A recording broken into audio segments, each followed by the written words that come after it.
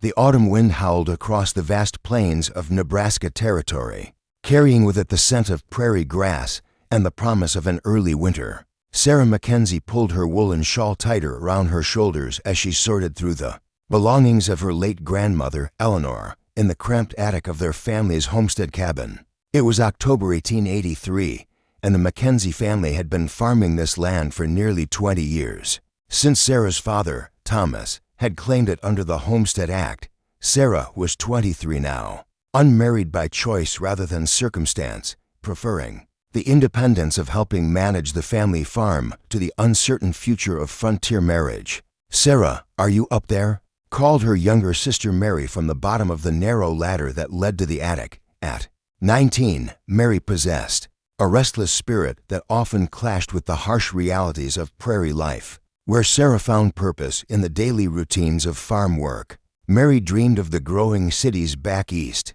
and the adventures she read about in the war novels that occasionally made their way to their remote settlement. "Yes, I'm here," Sarah replied, carefully lifting a heavy wooden trunk that had belonged to their grandmother. "Come up and help me with this. I think it's the last of her things." Mary climbed into the attic, her long auburn hair catching the late afternoon light that filtered through the small window. Despite their 4-year age difference, the sisters shared the same deep green eyes and determined jawline that marked them as Mackenzie women. "What's in it?" Mary asked, settling beside Sarah on the dusty wooden floor. "I'm not sure." It was pushed far back in the corner, behind Papa's old farming equipment. Sarah ran her fingers over the ornate brass latches. "It's heavier than I expected, and the wood is different from the other furniture. This looks like it came from back east." The trunk was indeed different from the rough-hewn furniture that filled their cabin. The wood was polished walnut with intricate carved details, and the brass fittings showed the kind of craftsmanship that spoke of wealth and sophistication, qualities that seemed out of place in their modest frontier home. Sarah lifted the lid carefully, and both sisters gasped at what they found inside. Instead of the practical linens and household items they expected, the trunk contained elegant clothing, silk dresses in deep blues and emerald greens, delicate lace gloves, and jewelry that sparkled even in the dim attic light. "These can't be grandmother's," Mary whispered, lifting a pearl necklace with reverent fingers. Where would she have gotten such fine things? Sarah was equally puzzled. Their grandmother had been a practical woman who had raised 7 children on the frontier, including their father. She wore simple cotton dresses and had calloused hands from decades of hard work. These items suggested a completely different life, one of comfort and luxury. "There's something else," Sarah said, noticing a small leather portfolio tucked beneath the clothes. She lifted it out and found that it contained several documents and what appeared to be photographs, a luxury that few frontier families could afford. The documents were yellowed with age, written in careful script. Sarah could make out partial words: "Property deed, Charleston, South Carolina, 1861. But it was the photographs that captured both sisters' attention.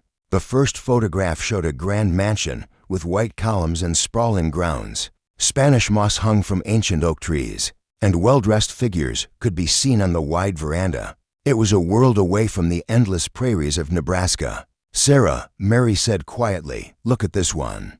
The second photograph was a formal portrait of a young woman in an elaborate gown, seated in an ornate chair. The woman's face was partially turned away from the camera, but her profile was unmistakably familiar.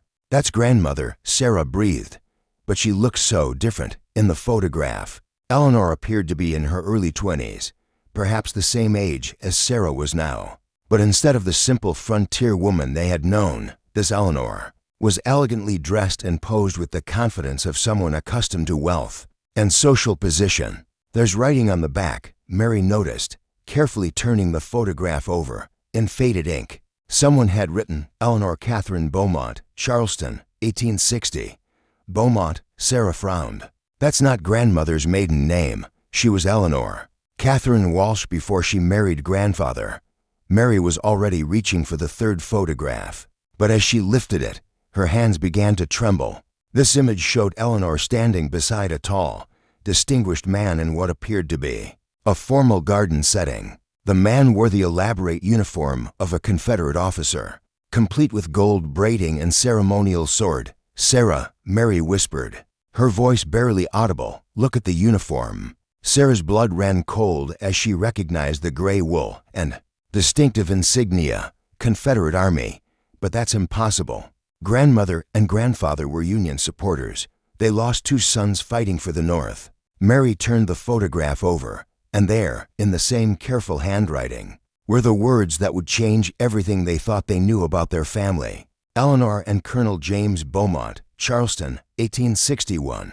Our wedding day." The sisters sat in stunned silence as the implications sank in. Their grandmother, the woman who had raised their father, who had helped establish their homestead in Nebraska Territory, who had spent decades living as a simple frontier wife, had apparently been married to a Confederate officer before the war. "This has to be some kind of mistake," Sarah said finally. "Maybe it's someone who just looked like grandmother." But even as she spoke, she knew it wasn't true. The woman in the photograph was unmistakably Eleanor Mackenzie, though she appeared to be living a completely different life. Mary was studying the documents more carefully. "Sarah, look at this deed. It's for a plantation in South Carolina, Magnolia Grove Plantation, and it's dated 1860, signed by James Beaumont. A plantation," Sarah repeated slowly. That means our grandmother was married to a slave owner." Mary finished quietly. The revelation hit both sisters like a physical blow. They had been raised with strong abolitionist values, believing that slavery was a moral evil that had justifiably been ended by the Civil War. Their own family had sacrificed 2 sons to the Union cause. To discover that their beloved grandmother had potentially been part of the Confederate aristocracy challenged everything they thought they knew about their heritage. "There has to be an explanation," Sarah said, though her voice lacked conviction. "People can change. Maybe she left that life behind when she came west." Mary was holding a 4th photograph now, and her face had gone pale. "Sarah, you need to see this." This final image showed Eleanor standing on the steps of what appeared to be the same mansion from the first photograph, but she was not alone. Arranged around her were several African American individuals, men, women, and children, all dressed in simple work clothes and standing in poses that clearly indicated their status as enslaved people. On the back of this photograph, someone had written, "Magnolia Grove Plantation, 1861, the Beaumont household." Mary's hands were shaking so violently now that she nearly dropped the photograph. "Our grandmother owned slaves," she whispered. "She was part of everything we were taught to hate about the South." Sarah felt the world spinning around her. The woman who had told them bedtime stories, who had taught them to read from the Bible, who had always spoken about the importance of treating all people with dignity and respect. That same woman had apparently once owned other human beings. "What do we do with this?" Mary asked, staring at the photographs and documents scattered around them. "Do we tell Papa? Do we tell anyone?" Sarah looked at her sister and saw her own confusion and pain reflected in Mary's eyes. Their grandmother had been dead for only 3 months, and they were still grieving her loss. Now they were faced with the possibility that the woman they had loved and respected had harbored secrets that challenged their most fundamental beliefs about right and wrong. "I don't know," Sarah admitted. "I honestly don't know." As the sun began to set over the Nebraska prairie, casting long shadows across the attic floor, the 2 sisters sat surrounded by evidence of a past that seemed to belong to someone else entirely. The grandmother they thought they knew, Eleanor Mackenzie, frontier wife and mother, was apparently only part of the story. The real question was what had happened to Eleanor Beaumont, and how she had transformed from a Confederate officer's wife and plantation mistress into the simple, hardworking woman who had helped raise them. As if reading Sarah's thoughts, Mary picked up the deed to Magnolia Grove Plantation and noticed something she had missed before. At the bottom of the document, in different handwriting and darker ink, someone had written a single word, "Destroyed." "Sarah," Mary said, her voice barely above a whisper, "what if there's more to this story than we think?" But before Sarah could respond, they heard their father's voice calling from downstairs, announcing that supper was ready. The sisters looked at each other, both realizing that everything about their family dinner and their family itself was about to change. The question was whether they were ready to learn the truth about Eleanor Beaumont Mackenzie, no matter how difficult that truth might be. Dinner at the Mackenzie household was usually a time of quiet conversation and shared reflection on the day's work. Thomas Mackenzie, now 51 and weathered by 2 decades of frontier farming, typically spoke about crop yields and plans for the approaching winter. His wife, Margaret, would share news from their neighbors or read selections from letters they received from relatives back east. But tonight, as the family gathered around their simple wooden table, Sarah and Mary exchanged meaningful glances that did not go unnoticed by their parents. The discovery in the attic weighed heavily on both sisters, and the questions it raised seemed to hover in the air like storm clouds. "You girls have been unusually quiet," Margaret observed as she served portions of venison stew and fresh cornbread. At 46, she retained the sturdy practicality that had helped her survive the challenges of homestead life, but her eyes showed the intuitive awareness that came from raising 4 children. "On the frontier, we've been going through grandmother's things," Sarah said carefully, watching her father's reaction. "We found some items we weren't expecting." Thomas paused in his eating, his fork halfway to his mouth. "What kind of items?" Mary shot a warning look at Sarah, but her older sister had already decided that their parents deserved to know what they had discovered. Secrets Sarah had learned from their grandmother's hidden trunk had a way of poisoning families from within. "Papa," Sarah began, "what do you know about grandmother's life before she married grandfather?" Thomas set down his fork and studied his daughter's face. "I know she came from South Carolina originally. Her family sent her west after the war started to keep her safe from the fighting. She met your grandfather in Kansas Territory, and they settled here when the land opened up for homesteading." "Why do you ask?" "Did she ever mention the name Beaumont?" Mary asked quietly. The effect on their father was immediate and dramatic. Thomas's face went completely pale, and his hands began to tremble slightly. Margaret reached out to touch his arm, concern evident in her expression. "Papa?" Sarah pressed gently. "You know that name, don't you?" Thomas pushed back from the table and walked to the window, staring out at the darkening prairie. For several long moments, the only sound in the cabin was the crackling of the fire in the hearth. "I hoped this day would never come," he said finally, his voice heavy with resignation. "I hoped she had buried that past so deeply that it would never surface." "Thomas," Margaret said, "what are you talking about?" "My mother wasn't Eleanor Walsh when she came west," Thomas said, still facing the window. "She was Eleanor Beaumont. And yes, before you ask, she was married to James Beaumont, a Confederate colonel who owned a plantation in South Carolina." Sarah felt her stomach clench as her worst fears were confirmed. "So the photographs we found, they're real photographs?" Thomas turned around sharply. "You found photographs," Mary nodded, "of the plantation, of grandmother in fine clothes, of her wedding to Colonel Beaumont, and Papa. There was one with enslaved people." Thomas closed his eyes and seemed to age 10 years in an instant. "I was hoping those had been destroyed." "You knew?" Sarah's voice carried a note of accusation. "You knew that our grandmother owned slaves, and you never told us?" "It's more complicated than that," Thomas said, returning to the table but not sitting down. "Your grandmother made me promise never to speak of her first life unless absolutely necessary. She said it was a person she no longer was, and she didn't want that shadow falling on her children or grandchildren." Margaret was staring at her husband with a mixture of shock and hurt.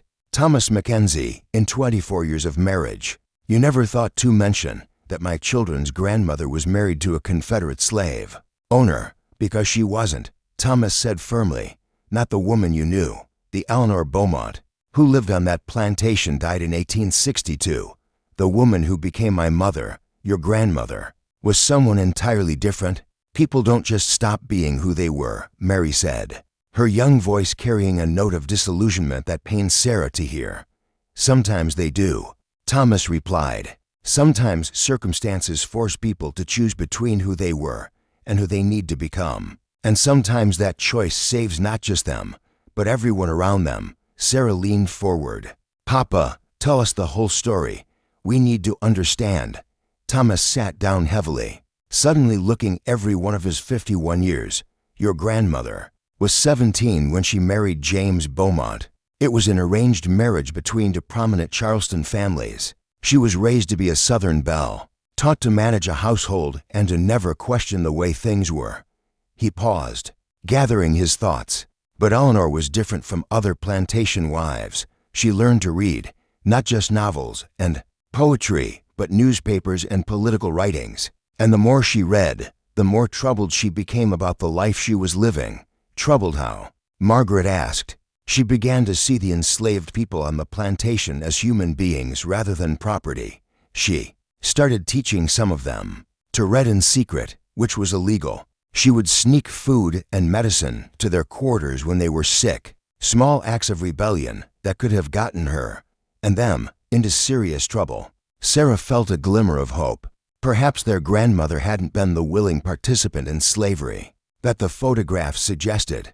What changed? She asked. The war, Thomas said simply. In 1862, James Beaumont was killed at the Battle of Antietam. Eleanor was left alone on the plantation with mounting debts and increasing pressure from Confederate authorities to contribute more resources to the war effort. He stood up again, pacing to the fireplace. That's when she made the decision that would define the rest of her life. Instead of trying to maintain the plantation, she quietly began helping enslaved people escape to Union lines. Mary gasped. Grandmother was part of the Underground Railroad, in a way, yes. She used her position as a grieving Confederate widow to move freely round the countryside. She would arrange for small groups to be hidden in supply wagons heading north, or she would provide them with forged passes that allowed them to travel. How do you know all this? Margaret asked. Because in late 1862, Union forces were approaching Charleston. Eleanor knew she couldn't stay. Her activities had begun to attract suspicion, and she would likely be arrested as a traitor. So she made one final, desperate decision. Thomas returned to the table and looked directly at his daughters. She burned down Magnolia Grove Plantation herself. She destroyed the house, the outbuildings, everything, but not before she gathered all the enslaved families who remained and told them they were free to go where they pleased. She gave them money, horses, and weapons to protect themselves on the journey north. Sarah's mind reeled as she tried to process this information. She destroyed her own plantation. She destroyed Eleanor Beaumont's plantation, Thomas corrected. Then she took the name Eleanor Walsh, which had been her mother's maiden name, and fled west with nothing but the clothes on her back and enough money to reach Kansas territory. And the photographs? Mary asked. Why did she keep them? Thomas's expression grew sad. She told me once that she kept them as a reminder of who she had been, and why she could never allow herself to become that person again. She said the woman in those photographs had been complicit in evil, even if she hadn't understood it at the time. Margaret wiped tears from her eyes. All these years, I thought I knew her. I never imagined she was carrying that kind of burden. She was carrying it, Thomas agreed, but she was also carrying the knowledge that she had done everything in her power to make amends. The life she built here, the children she raised, the values she taught us, all of that was her way of creating something good from the ashes of something terrible. Sarah looked at the documents and photographs they had brought down from the attic, seeing them now in an entirely different light. Is that why she was so adamant about treating everyone with respect? Why she always taught us that all people were equal in God's eyes? Yes, Thomas said. And it's why she supported the Union so strongly during the war, even though it meant losing 2 of her sons. She knew better than anyone what the Confederacy really represented, because she had lived inside that system and seen its cruelty firsthand. The cabin fell silent as the family absorbed the full weight of Eleanor's story. The woman they had mourned 3 months ago had carried secrets that revealed her to be far more complex and courageous than they had ever imagined. There's something else you should know, Thomas said quietly. Some of the families your grandmother helped escape. They settled in Kansas and later moved on to Nebraska territory. The Johnson family, who lived 10 miles east of us. Samuel Johnson's grandfather was one of the men your grandmother helped reach freedom. Mary's eyes widened. Samuel knows? His family has always known. They've also always known to keep the secret, to protect Eleanor's privacy and safety. There were Confederate sympathizers even here in Nebraska Territory during the war, and old hatreds die hard. As the evening wore on, the Mackenzie family continued to piece together the story of Eleanor Beaumont Mackenzie. They learned that she had quietly contributed money to help former enslaved people establish farms and businesses. They learned that she had maintained correspondence with some of the families she had helped, following their progress and celebrating their successes. Most importantly, they learned that their grandmother's transformation from plantation mistress to frontier abolitionist was not a simple change of heart, but a difficult journey of recognition, repentance, and redemption that had shaped every day of her life after 1862. "What do we do now?" Sarah asked as they prepared to retire for the evening. "Do we tell people the truth?" Thomas considered this carefully. "That depends on what truth you want to tell. Do you want to tell them about Eleanor Beaumont, the young woman who was complicit in slavery, or do you want to tell them about Eleanor Mackenzie, the woman who spent 20 years trying to make amends for that complicity?" "Both," Mary said firmly. "People should know both parts of the story." Grandmother's courage meant more because it came after she had done wrong. "It shows that people can change, that they can choose to be better." Sarah nodded in agreement. "And maybe it will help other people understand that we all have choices to make about who we want to be." As they climbed the stairs to their bedrooms, each member of the Mackenzie family carried with them a new understanding of their matriarchs' legacy. Eleanor's hidden photographs had revealed not just a shameful past, but a powerful story of transformation and redemption that would continue to guide their family for generations to come. The next morning dawned crisp and clear across the Nebraska prairie, with frost sparkling on the amber grass and the promise of a hard winter in the wind. Sarah woke earlier than usual, her mind still processing the revelations about her grandmother's hidden past. As she dressed and prepared for the day's chores, she found herself looking at familiar objects in their cabin with new eyes, wondering what other secrets their family might be harboring. After breakfast, Thomas announced that he needed to ride over to the Johnson farm to discuss sharing equipment for the wheat harvest. Sarah volunteered to accompany him, curious to meet Samuel Johnson's family with her new knowledge of their connection. To her grandmother, the Johnson homestead was similar to their own, a sturdy log cabin with outbuildings for livestock and farming equipment. But as they approached, Sarah noticed details she had never paid attention to before: the careful craftsmanship of the furniture visible through the open door, the quality of the horses in the pasture, and the confident bearing of the family members who emerged to greet them.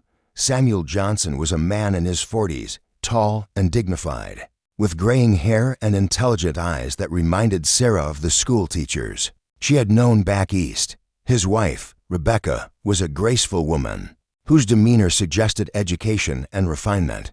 Their children, 3 boys and 2 girls ranging in age from 8 to 18, were well-dressed and articulate. "Thomas," Samuel called out warmly, "good to see you." And Sarah, "You've grown since I saw you last spring." "Samuel, Rebecca," Thomas replied, dismounting from his horse. "I hope you don't mind the early visit, but I wanted to discuss the harvest schedule with you." "Of course, come inside." "Rebecca just put on a fresh pot of coffee," Samuel said, but his eyes lingered on Sarah's face with an expression of gentle curiosity as they settled around the Johnson family's kitchen table. Sarah found herself studying Samuel more carefully. There was something about his features, his manner of speaking, and his obvious education that seemed to confirm her father's story about his grandfather's escape from slavery. "Samuel," Thomas said carefully, "I need to tell you something. Yesterday, my daughters found some old photographs and documents that belonged to Eleanor, items from her life before she came west." Samuel's expression grew serious. "I see. And what did they learn?" "They learned about Eleanor Beaumont and Magnolia Grove Plantation," Thomas replied. "They know the whole story now." Rebecca reached across the table to touch Thomas's hand. "How are they handling it?" "Better than I expected," Thomas admitted. "But Sarah wanted to meet you, knowing what she knows now about our family's connection." Samuel turned to Sarah with a warm smile. "Your grandmother was an extraordinary woman, Sarah. I hope learning about her past doesn't change how you remember her. Actually, it makes me admire her more," Sarah replied honestly. but I was hoping you might tell me more about what happened. Papa's told us the story from her perspective, but I'd like to understand it from your family's point of view." Samuel exchanged a glance with his wife, then nodded. "I think that's a conversation worth having. Rebecca, would you mind taking the children outside for a while?" Once they were alone, Samuel's demeanor became more serious. "My grandfather, Joseph, was born on Magnolia Grove Plantation in 1830. He was trained as a carpenter and blacksmith, and he was considered valuable property because of his skills." Sarah winced at the casual use of the word property to describe a human being, but she remained silent when Eleanor married James Beaumont in 1860. Joseph was 30 years old and had been trying to save money to buy his freedom for nearly a decade, but Colonel Beaumont wouldn't consider selling him. He was too useful. Samuel stood up and walked to a wooden cabinet, from which he retrieved a small wooden box. "My grandfather kept detailed records of his time on the plantation, including his interactions with Eleanor Beaumont." He opened the box and pulled out several pieces of paper covered in careful handwriting. Joseph taught himself to read and write in secret, using materials that Eleanor provided. These are some of his diary entries from 1861 and 1862. Sarah felt her breath catch as Samuel handed her one of the pages. The handwriting was neat and precise, despite being written with obviously limited materials. "Mrs. Eleanor came to the workshop today," Sarah read aloud. "She asked me to teach her how to make a proper hinge for the schoolhouse door. When I showed her, she listened like my knowledge mattered. Then she asked if I thought the children in the quarters would benefit from having books. I told her yes, but carefully. Trust is dangerous here. Keep reading," Samuel encouraged. Sarah continued, "Mrs. Eleanor has been visiting the quarters at night, bringing medicine for the sick children. She doesn't know that we all watch for her, that we protect her visits by keeping lookout. She thinks she's being secret, but a white woman who cares for black children cannot be secret. She can only be protected." Tears began to form in Sarah's eyes as she understood the complexity of her grandmother's situation. Eleanor had been trying to help, but her actions had required the cooperation and protection of the very people she was attempting to assist. "Here," Samuel said, handing her another page. "This is from late 1862, after Colonel Beaumont was killed. Mrs. Eleanor called all the skilled men to the big house today. She told us she was planning to help families escape north, but she needed our help to make it work. She asked, not ordered, asked if we would help her create a plan. For the first time in my life, a white person asked my opinion about something important." Sarah looked up at Samuel. "She worked with your grandfather to plan the escapes. More than that," Samuel replied. "The escape route, the forged passes, the timing, most of that was planned by the enslaved people themselves. Eleanor provided resources and cover, but the knowledge and experience came from people who had been thinking about freedom their whole lives." Thomas leaned forward. "She never told me that part of the story. She probably didn't want to take credit for other people's courage," Samuel said. "But here's the most important part." He handed Sarah one final document. "This is from the night before the plantation was burned." Sarah read, "Mrs. Eleanor gathered everyone together and told us she was setting fire to the plantation tomorrow. She said we could leave with nothing and take our chances, or we could help her load wagons with supplies, food, tools, horses, money that we could use to start new lives. She said the choice was ours, but she wouldn't let us go into freedom empty-handed. Then she did something I will never forget. She asked our forgiveness for the years she had lived off our labor, and she promised to spend the rest of her life trying to make amends." The kitchen fell silent as Sarah absorbed the weight of her grandfather's words. Her grandmother had not simply helped enslaved people escape. She had sought their forgiveness and made a lifelong commitment to redemption. "How many families escaped?" Sarah asked. 18 families, totaling 67 people," Samuel replied promptly. "My grandfather kept track of all of them over the years. Some settled in Kansas. Some moved on to Nebraska like we did, and others went as far as Minnesota and California. And they all knew it was grandmother who helped them. They all knew," Rebecca said, returning to the kitchen, "and they all prospered. Your grandmother didn't just give them freedom. She gave them the resources to build successful lives. Samuel opened a drawer and pulled out a newspaper clipping. This is from the Chicago Tribune, 1875.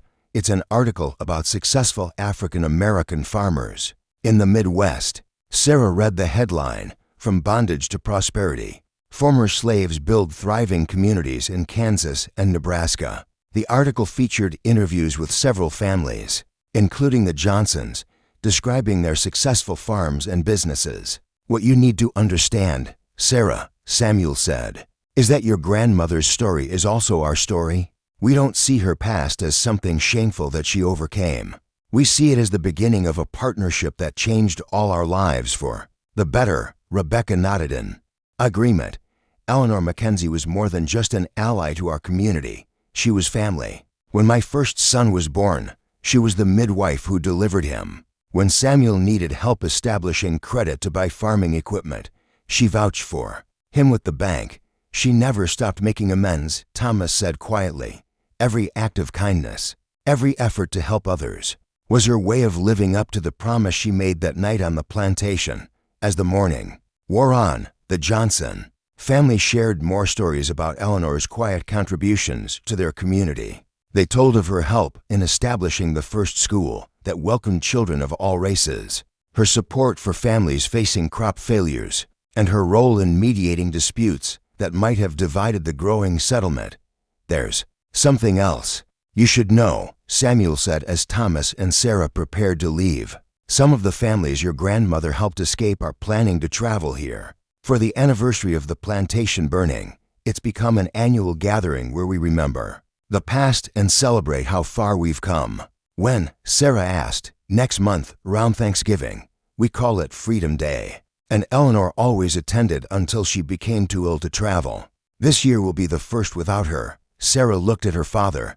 "I'd like to attend, if that would be appropriate." "You'd be more than welcome," Rebecca assured her. "In fact, there are stories about your grandmother that I think you and Mary should hear. Stories from people who knew her in ways that even your father doesn't know." As they rode home across the prairie, Sarah felt a profound shift in her understanding of her family's legacy. Her grandmother's hidden photographs had initially seemed like evidence of shameful secrets, but they had actually led to the discovery of a remarkable story of redemption and community. "Papa," Sarah said as their cabin came into view, "I want to write down grandmother's story. The whole story, including what Samuel shared with us today. People should know that change is possible, that redemption is real." Thomas smiled. "I think your grandmother would like that. She spent her life proving that people can choose to be better than their past. Maybe it's time that story was told."